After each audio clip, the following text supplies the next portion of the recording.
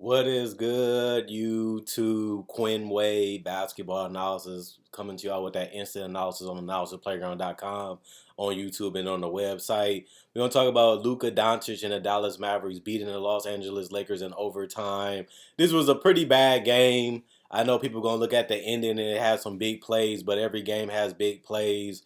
Every game has big moments. But other than that, the defense was bad. Both teams didn't fight and do everything it took to win the game. It was a lot of theatrics going on, teams looking for fouls, teams pushing each other, doing petty things. And it just seemed like a sloppy, topsy turvy type of game where you watch it and you just wonder what's going on. If you was really a competitor and you was really serious, you wouldn't allow a lot of these things to happen, or you would try to avoid them so you can get the win. I feel like it was just too many things that seemed like they was doing more playing the system than actually trying to win the game the right way in a competitive way. And this is how basketball been the last 2 years. I feel like basketball been on the low just because all these rules to get rid of all these unnatural basketball plays just show you that they're doing more theatrics than they actually are playing basketball. And I feel like this game is just another one of those games where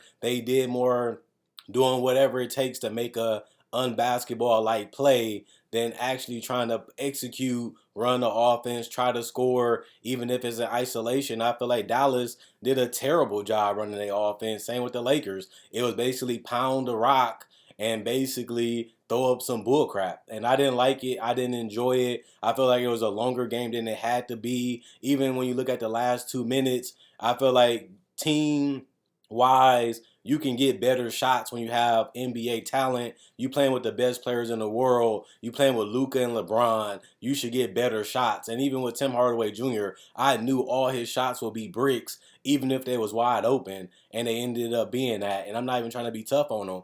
These teams are just struggling to create high volume scoring games just by missing wide open opportunities. And it just not good basketball. It's just not good basketball seeing guys get open opportunities each and every possession, even layups, and they just flat out just blowing them. And he's supposed to be the best players in the league. I know nobody's perfect. I know that it happens, but it's just been happening too consistently these last couple years. Even though the scoring is up, the free throws is pretty stable. The transition, even with the take foul being implemented, has been a little stable. Some of these games, teams are trying to do unnatural plays just to get easy attempts at scoring the basketball. And it's just ugly. It's not fun to watch. And as a competitor, you want to avoid it because your goal is to go out there and win and compete to get as many wins as you can as a team and as an organization and to win the title. And if that's your goal, this is not the style of basketball you want to see even as a fan, because you want to see the best plays happen. And the best plays happen when you create it for yourself or you create it for somebody else. And it just hasn't happened enough these last couple seasons. And this year and last year, it just been a crazy amount of unnatural basketball plays to the point where it's looking like you watching more of a drawing of a game than you actually watching them going out there hooping. If you're a real hooper and you really love real basketball, you're not really a fan of how basketball has been played the last couple years, just because some players make it look amazing and fun and some teams just make it look like a drag. You really want to get through the game. You really want to see who wins, but it's just not the funnest way to actually realize the game in its full potential. And the NBA rules are just showing you that teams are going based off whatever gets me the 2 points, whatever gets me a bucket, instead of just playing basketball naturally and playing as a team and trying to get the best quality shot, even if it's in isolation. And some teams do it, most teams don't. And it's just sad to watch. The Dallas Mavericks improved to 24-19. They're 8-13 away from Dallas. The Los Angeles Lakers 19-23, 10 of 9 from home at home. Dallas won the first quarter 36-22. In the second quarter, it was 26-23. The Lakers also won 28-23 in the third quarter, and then 25-19 in the fourth quarter. And then the Mavericks was able to take command of the game, 18-14. They was able to outlast the Los Angeles Lakers and win 119-115. just a game where it seemed like the teams are just desperate to get a bucket and they willing to do anything it takes to get a bucket, and it's just embarrassing sometimes, and it's just hard to watch just because it doesn't seem like you're hooping and enjoying it. It seems like you're stressing yourself out trying to find a way to win, and they still ended up losing, which was the Lakers and the Mavericks. But one team got to win the game, and if teams going to play like this, it's just not great for an entire 48 plus. You got the overtime watching a game like this. It's just an embarrassment to the league, and I have had a problem with it to the point where I had to tell my girl Destiny Rodriguez, and I had to say it in this video. It's not good for basketball.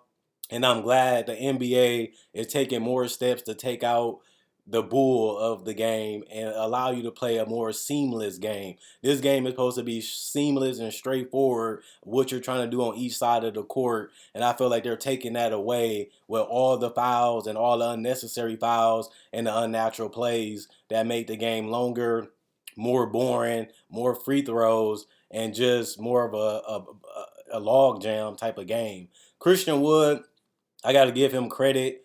He really have added another element to this team, being able to post up, being able to create from the three-point line on down, being more physical, being able to shoot free throws, being able to dunk the basketball, catch lobs. He just added another dimension to this team. 24 points, plus 16 and plus minus, 3 personal fouls, 1 turnover, 5 blocks, 1 steal, 6 assists, 14 rebounds, so 20 and 10 for him again. 2 of 4 from the free throw line, 2 of 6 from the three-point line, 10 of 17 from the field. It seemed like Jason Kidd also gave him more freedom to do him a lot more in the games, and he allowing Luka to have somebody that he trusts to make plays outside of him and Dinwiddie. And I just think it's good for this team to find that identity now and build upon that in the future. It just gives them something that they didn't have outside of Luka, and I feel like he was worth the money if they pay him, and he's really worth the trade. It's just finding that third guy that really finishes the rest of what they're trying to accomplish with this team, and 2 more snipers in the corner and at the top of the key to help Luka out. So that way, if they double team or trap him, he can always have a weapon there too. Tim Hardaway Jr., 22 points, plus 16 and plus minus, 4 personal fouls, 2 turnovers, 8 rebounds. He was 1 of 1 from the free throw line.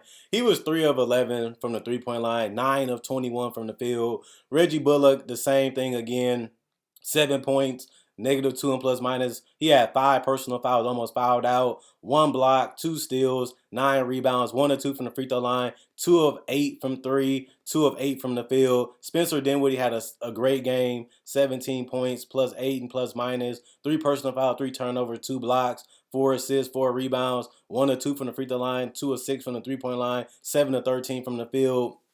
And Luka Doncic with a triple-double, 35 points, plus 10 and plus minus. He almost fouled out, 5 personal fouls. He also had 5 turnovers, got to clean that up a little bit more. 1 block, 1 steal. He had 13 big assists, a huge amount of rebounds, 14. He only had 2 of them, though, that was offensive. 3 of 7 from the free throw line, 4 of 9 from the three-point line, 14 of 28 from the field. Bertans, the Latvian laser, continues to be a brick show. 0 points, -8 from the plus minus, 1 turnover, 0-1 from the three-point line, 0-1 from the field. Dwight Powell came in, 18 minutes, 6 points, -10 and plus minus, 3 personal fouls, 2 turnovers, 1 assist, 4 rebounds, 3 or 4 from the field. Frank Ntilikina had a sighting tonight, 5 points, -10 and plus minus, 1 rebound, 1-1 from the three-point line, 2 or 2 from the field. And Jaden Hardy, 3 points, 3 personal fouls, 2 turnovers, 1 assist. He also was 1 1 from the free throw line, 1 2 from the field. In 6 minutes, JaVale McGee, Wright, Pinson, and Lawson did not play. Coach's decision. 50% from the field as a team. That's pretty good. Gotta love to see that. 33% from 3. They was 14 of 42, 9 of 17 from the free throw line. 52%. That's something that they still struggle with, but when they start upgrading the talent in the future, I think they can definitely correct that as a team. They had 54 rebounds. That's pretty good, but you got to look at the fact that they did go into over OT. 25 assists, 4 steals, 9 blocks, 16 turnovers, 26 personal fouls, and 119 points. And the Lakers just ran out of gas. They competed. They did what they could for the most part. And the Lakers Had LeBron James 24 points, -3 and plus minus 3 turnovers, 2 steals, 9 assists, 16 rebounds, 6 of 10 from the free throw line, 0 of 7 from 3, 9 of 28 from the field. He's not as athletic, can't really get by people as much, not as fast and as quick getting to the rim. He settled for more mid-range and more threes. Didn't have it going from the three-point line, even if it was spot up or open. Toscano Anderson, 4 points, -4 and plus minus, 2 personal fouls, 1 block, 2 assists, 3 rebounds, 2 of 2 from the free throw line, or 1 from 3, 1 of 5 from the field. Thomas Bryant, 11 points, -17 and plus minus, 2 personal foul, 1 turnover, 9 rebounds. 1 of 2 from the free throw line, 0 of 2 from 3, 5 of 10 from the field. A great game from him. Dennis Schroeder, 7 points, -9 and plus minus, 1 personal foul, 6 assists, 4 rebounds, 1 of 1 from the free throw line, 0 of 6 from 3. He was 3 of 13 from the field. He tried to probe, he tried to get to the basket, he tried to make layups and quick decisions, just couldn't get it to fall down tonight. Christie, 7 points, -9 and plus minus, 2 personal foul, 1 turnover, 1 block, 5 rebounds, 1 of 3 from the three-point line, 3 of 6 from the field. William Gabriel, 14 points, +9 and plus minus, 3 personal foul, 2 blocks, 2 steals, 7 rebounds, 1 of 2 from the free throw line, 1 of 2 from 3, 6 of 8 from the field. Sweeter, 0 points, -3 and plus minus, 1 personal foul, zeros across the board. Brown, zeros across the board, 1 personal foul. Russell Westbrook had one of his better games of the season, 28 points, +3 and plus minus, 3 personal foul, 3 turnovers, 2 steals, 5 assists, 7 rebounds. He also was 5 of 8 from the free throw line, 3 of 6 from 3, 10 of 23 from the field. Kendrick Nunn, 12 points, +11 and plus minus, 1 assist, 1 rebound, 1 of 2 from the free throw line, 3 of 8 from the three-point line, 4 of 11 from the field. Jones and Pippen Jr. did not play coaching decision, although they was healthy. They shot 39% from the field, 24% from 3, 10 of 41. 17 of 27 from the free throw line, 63% from the free throw line. They just couldn't make shots when they mattered the most. And even though Russell Westbrook made some key threes and some key jump shots when it comes to free throws too, they just couldn't get it all together in the OT period. 56 rebounds, though. They out-rebounded the Mavericks. They also had less assists, 24. They had more steals, 7 steals, less blocks, 9 of 4, less turnovers too, 9 of 16. But they also committed less personal fouls, 18 of 26. But they find themselves coming up short just because they couldn't make enough shots and couldn't make enough plays. It's unfortunate. It happens as part of the game. Not going to win all of them. They don't have no AD either. They're one of their best players, and they just came up short tonight. And they competed. They did the best they could. But other than that, Quinn Wade, Basketball Analysis signing out. Comment, like, subscribe, and share. Hit the notification bell. Like on Facebook. That's in the comments, the description. And also, check out my podcast.